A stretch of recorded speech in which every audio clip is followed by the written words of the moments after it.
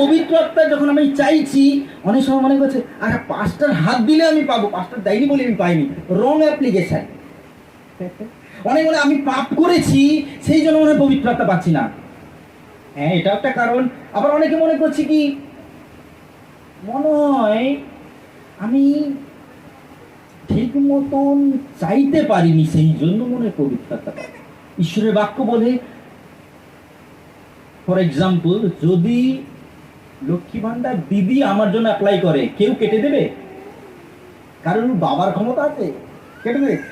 একই রকমের যিশু আমাদের জন্য অ্যাপ্লিকেশন দিয়েছে আমরা পাই, তাহলে কেউ বাদ পড়বে? কথা বুঝতে পারছি? একটা ঈশ্বরকে ধন্যবাদ দিই।